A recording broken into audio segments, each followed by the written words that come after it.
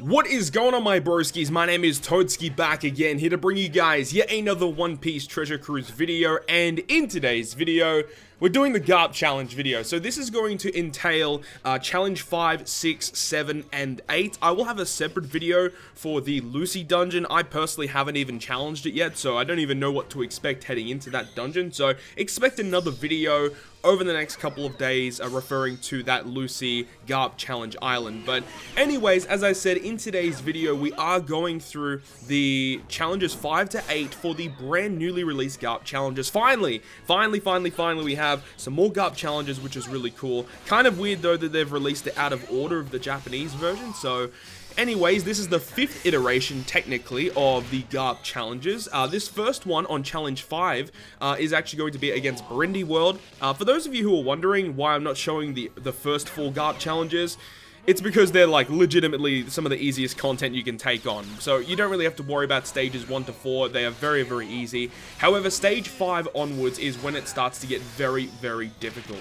So we can see here on stage 3, Sebastian will give us 3 turns of attack down, and he also has a special interrupt whenever you activate orb conversion, where he gives you, I believe he gives you all block orbs or all negative orbs if you try to manipulate your orbs on stage 3. He's also surrounded by some mob characters, which is kind of annoying to get around. But then after stage 3, you move on to stage 4, which has the Princess Turtle and some Larpins. Great opportunity to go ahead and do some stalling here to activate some specials for the further rooms, because this is stage 4 right here, and then stage 5, 6, and 7 all have boss stages. So it's good to make sure that you have, enough of your special cooldowns ready so that you can activate your specials when you need to go ahead and do that.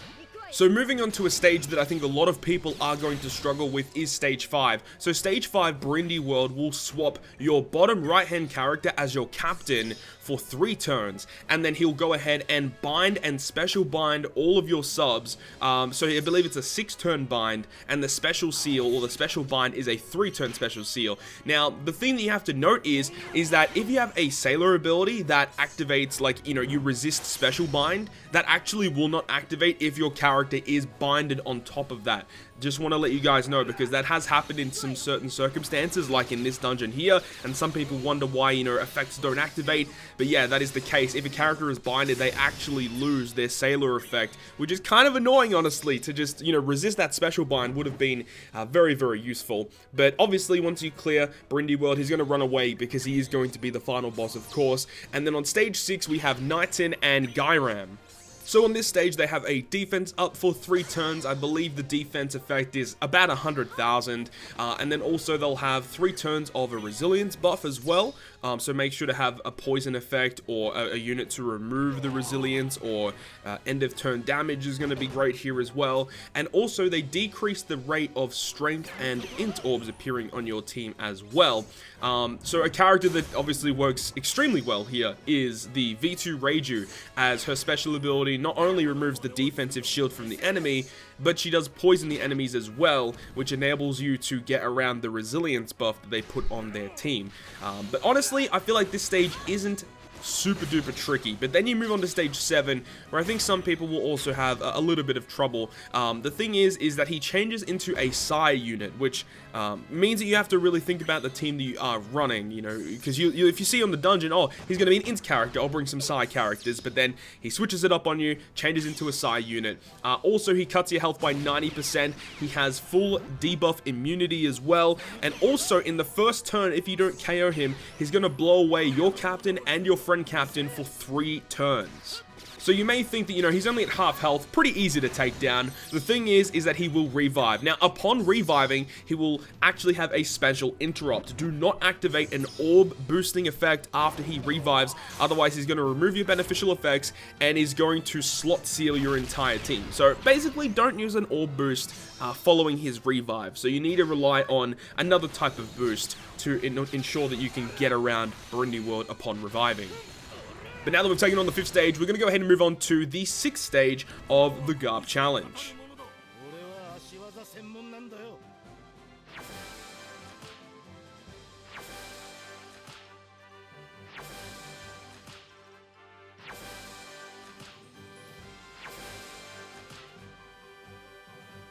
So now concluding that 5th GARP challenge, now we're going to be moving on to the 6th stage, which is going to basically be a whole bunch of characters relating to Dressrosa, of course. On stage 3 is where you'll have to take on Sanji, Nami, Brook, and Chopper. Now, on this stage, on stage 3, what will happen is you get 5 turns, or it's actually 4 turns after preemptive, but 4 turns of Recovery Bind, 4 turns of Burn, 4 turns of Perfect's easier to hit, and they also have themselves a healing recovery buff at the end of each turn as well.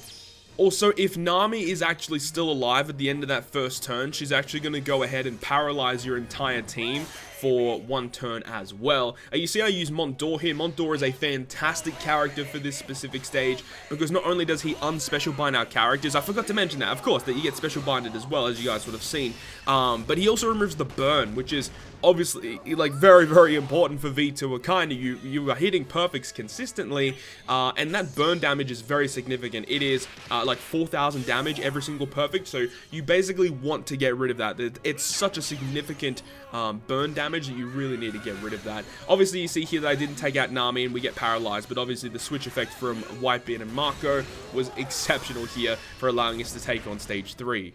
Moving on to stage 4, we have to deal with Kiros. Kiros is kind of annoying because he actually attacks upon just entering the dungeon. He just does a crap ton of damage to your team. And also the fact that he applies 4 turns of percent damage reduction and also 4 turns of damage threshold. So having a unit to remove that's going to be quite key. Definitely the Rare Recruit Bobbin is fantastic. Also Raid Zora is a really good option as well. Both of those units will be able to remove both of the buffs that the enemy has on stage 4 against Kiros. And then moving on to stage 5 is going to be a Luffy and a Law character.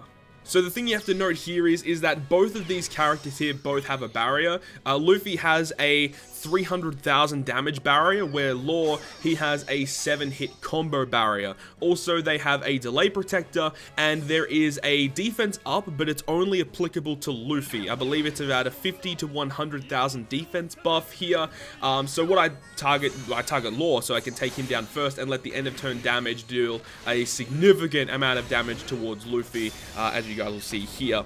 Also, if you leave one of them alive and then like one of them are dead, they'll basically like buff their own attack and they're going to be dealing lots and lots of damage. So that's obviously, you know, something you need to take into consideration. But now we move on to stage 6, which I think is probably the most difficult stage here with Cavendish and Robin. The most annoying thing here is the fact that they have a slot barrier. So against Cavendish, you need to hit him with a quick orb, and then with Robin, you need to hit her with a psi orb. But every single turn, Robin is going to manipulate your orbs in such a way that you need to make sure you have characters that can manipulate your orbs back around so that you can get the right type of orb to take on Robin. So you see in this instance here, I use Pika to give myself a psi orb against, or a quick orb, sorry, against Cavendish, and then I can use my Whitebeard and Marco to give me a psi orb against the Robin. So that's the way that I'm getting around this specific stage here on stage 6, and then we move on to Luffy. So with Luffy, it's pretty self-explanatory. Basically, kill him in 1 turn or you're dead. So you could use a couple of different options. You could use someone to tank damage like Legend Robin or something like that. I just, you know, want to go ahead and just deal as much damage as possible. I do use the Akainu special, and I do have the support ability of Side Jinbei to give ourselves a combo boost as well, and that is very, very important if you are choosing to run this specific team as well. And also, you can only use 1 special per turn, which is like the most annoying thing ever against this Luffy. But overall, this was reasonably challenging, but obviously V2 Akainu, being as good as he is, was able to clear it. So I'll see you guys on the 7th challenge of the GARP challenge.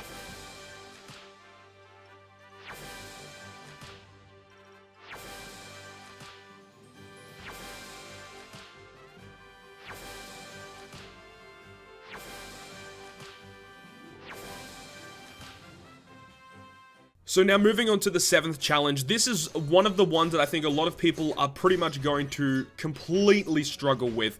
The main reason for that is there is a cost restriction. You cannot bring characters that are 50 cost or higher. So you literally cannot even bring raid bosses to this particular dungeon. They have to be Colosseums, regular rare recruits, etc. Characters like that. Or, as I'm using here, unevolved Sugo Fest exclusive characters. Now, talking about the dungeon itself, on stage 3, don't Krieg is here. He applies poison. He's kind of annoying to deal with. But if you have Colosseum Shiryu, Max Limit Break, with Attack Cotton Candies, which is very, very important, you can use his special to KO all of the mob characters, as well as obviously getting rid of the poison that will get inflicted to your team. He gives you damage reduction as well. Just Colosseum Shiryu is like one of the most key units in this particular fight, and if you have him, he's gonna be very, very useful for this fight, especially for this Don Krieg stage. So once you've taken down Don Krieg on stage 3, you'll move on to stage 4, which is Arlong.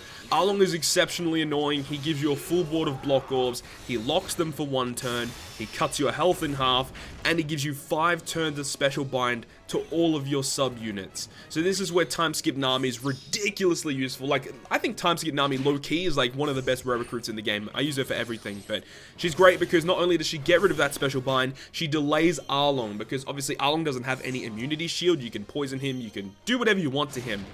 So Time Skip Nami is great, delays Arlong for a few turns, allows us to get a couple of turns of damage in, and obviously because we're using V2 Akainu, we are basically relying on his end of turn damage to carry us through this particular island here. And the thing is if you activate a, I believe it's an orb manipulation, he'll actually shuffle your orbs back to block. Don't quote me on that, I'm not 100% certain, I haven't actually tested that, but I believe that if you activate a special that manipulates your orbs or an orb boost, that he'll actually go ahead and shuffle your orbs around. So that's something to note here, is that, you know, I'd probably suggest just try to delay him and then, you know, take your time trying to take him down. But now we move on to stage 5, which is Wapol. Now Wapol, he can be kind of annoying because what will happen is you can see he gives us the special cooldown reduction as well, the special rewind, and he shuffles our orbs around, so we basically get not favorable orbs. So that's what he does on turn 1. But then for the next 2 turns, he's going to just give us a burn, and that's it. Like, it's really weird the way that this character's structured. Like, he burns you for this turn, the turn after this he'll burn you again, and then the turn after that he's going to apply the same thing he did on turn 1 with the orb manipulation. But I believe on turn 5 or turn 6, he will do a death damage hit against you. So you definitely have to take down Wapol before like turn 5 or turn 6. So make sure to go ahead and do that. You can actually see I'm using the host ship here as well. This was very, very, very, very required for this team. Otherwise, I just didn't have enough damage or enough health to tank a hit from stage 6, as you guys will be seeing in a little bit. So once Wapol is taken care of on stage 5, you're going to be moving to stage 6, which is going to be a Crocodile boss. Crocodile's kind of annoying because he applies 4 turns of attack down. Now, there aren't too many amazing characters that can get rid of attack down by that amount of turns. Obviously, I'm using Bobbin here. He's great for removing that, but he's also really good on the last stage. And the reason why we have Bobbin on this team is because of just his amazing utility that he can provide. Because, as I said, he does remove the attack down, which is obviously very, very much required.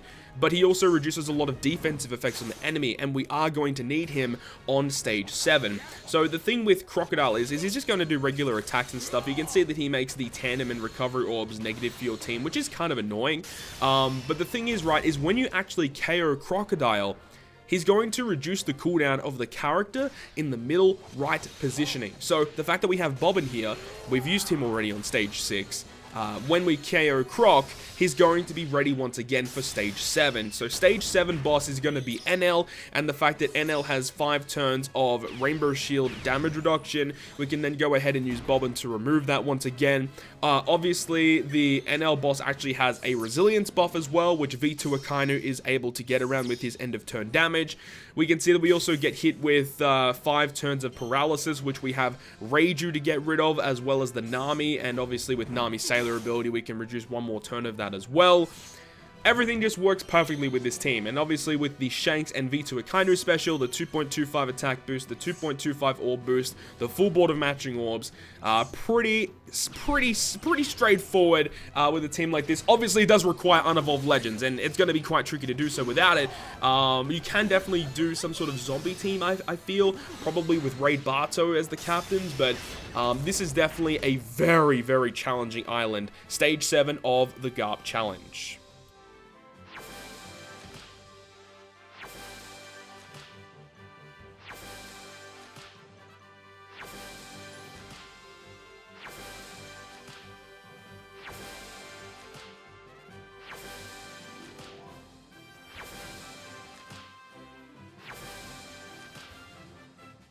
And now it is time for the final stage against the GARP challenge, which is going to be actually Fujitora as the final boss. Now, obviously for the first 2 turns, it's basic stuff, get your special cooldowns ready for stage 3. Stage 3 is where we're going to be activating our specials, which is going to be against Pika.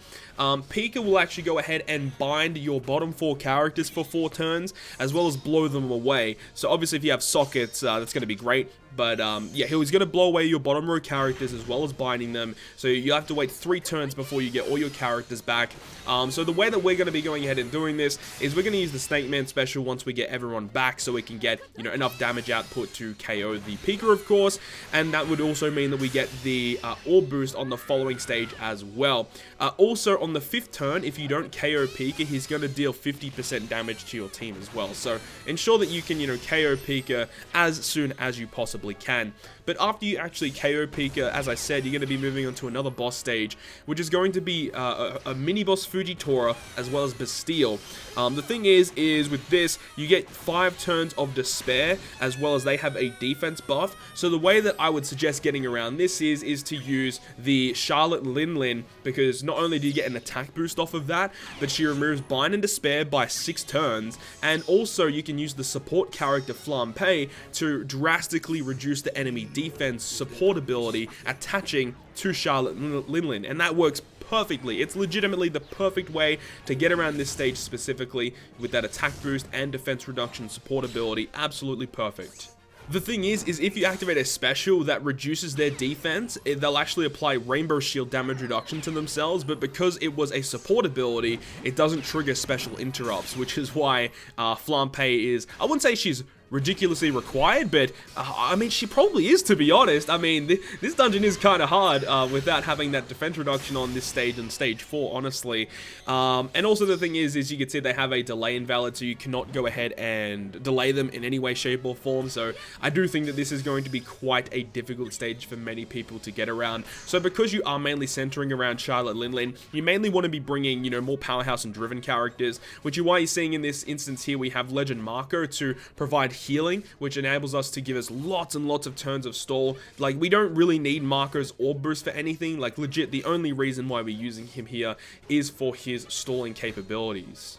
Now, moving on to stage 5, again, is going to be a super annoying dungeon here. Is going to be basically the whole Don Quixote family. They have 3 turns of paralysis. They'll actually go ahead and poison you for a couple turns. They will go ahead and apply slot bind to your team. They have % damage reduction for 2 turns. They apply special bind as well to your team. Just They basically want you to die on stage 5. So we're using Nami here to basically get rid of all those negative debuffs on our side of the field, and then we can actually go ahead and wait a couple of turns because they actually don't have delay immunity, and then once that Rainbow Shield is gone, we can use Mr. Slam Jam to completely eviscerate stage 5 of the GARP challenge stage 8. Moving on now to stage 6, we have I don't actually remember the chick's name. I don't actually remember her name, but basically the person who run the factory with Senor Pink. So the way that this stage works, this one is actually ridiculously annoying as well. So you see that, you know, Senor Pink, he targets himself, he has a combo barrier, there's resilience as well, and every single turn you get bomb orbs. This stage really sucks. So the way that I would suggest getting around this is, if you don't have end of turn damage, or you don't have a way to get around the resilience, is you have to try and find a way to stall a couple of turns, get around that resilience, and then activate attack boosting special effects. As you guys are going to be seeing here, we are going to be relying on Big Mom and the Snake Man specials for the type and orb boost. And because Big Mom is a 3-turn boost, and Snake Man has that ability where if you hit a certain amount of perfects, you get an orb boost in the following turn, that means that we can actually get the attack and orb boost on this stage, and we'll also get it on stage 7, which is going to be against a mini-boss Diamante as well. Now, if you are using this technique, you need to make sure that you're able to KO Senor Pink and this other mob character in one turn. Otherwise, you're not going to be getting the attack and orb boost on the next stage. So that's very important that you attack correctly and you are able to KO both of these characters in a single turn. Another reason why this type of strategy is very important is because when you actually move on to the 7th stage against Diamante, he's going to rewind all of your specials for 2 turns. So, I mean, unless if you have a multi-stage type of special, a technique like this is pretty much required in order to take it down effectively enough. So, yeah, as I said, moving on to stage 7, he's going to cut your health in half as well, which again is going to help with charging V2 Katakuri special, because we will be using his special ability once again along the way in this GARP challenge as well. But now we have the attack and orb boost. We are able to KO nearly the entire stage in one turn here. But we're actually going to be going ahead and using that same technique we used a couple of stages ago, where we are able to stall on one of these mob characters here, along with the Marco special ability, allowing us to heal. And we basically want to get our specials back, because we do want to activate these specials once again on the next boss stage. Also, I haven't talked about it yet, but I am using the Zunisha ship, which I think is pretty much required, or at least a ship that has a 1.55 times attack boost to your team. I think that extra attack boost is, I don't know if it's ridiculously required, but I would highly suggest running a 1.55 times multiplier ship, allowing you to KO the mobs a little bit easier, especially on some of those burst turns where it's very, very required to kill that boss stage, you know, in one turn. So as I said, you know, after we've done the stalling here, we're going to be moving on to stage 8, which is going to be a treble and a sugar. So we can see that we get a target lock, so we have to target treble first, as well as a 5-turn bind and despair to our captains, which once again Charlotte Linlin is going to be perfect for, allowing her special ability to remove that, as well as giving us some really great amount of matching orbs, as well as giving us that type boost. And then once again we're going to use that same strategy using Snake Man as well, and we're off with the races, because we need to actually go ahead and KO this stage in one turn, so that once again we get the attack boost, we get the orb boost on the stage 9, which is the next stage against Doflamingo. So on this stage they have full immunity. You can't poison, delay, or reduce their defense. They will also lock your orbs for 2 turns and give you a full board of negative orbs. However, with the 2 captains of Snake Man and also Katakuri, you don't have to worry about getting you know, negative orbs with that. That's not really a big problem. But with all these specials active, you are able to KO this stage in one turn. And at this stage, if you have your Katakuri ready and you have your Barter Raid ready as well, you're good. You win, basically. On turn 1, this Fujitora actually has a damage threshold, so you can't actually go ahead and deal any basic damage to him.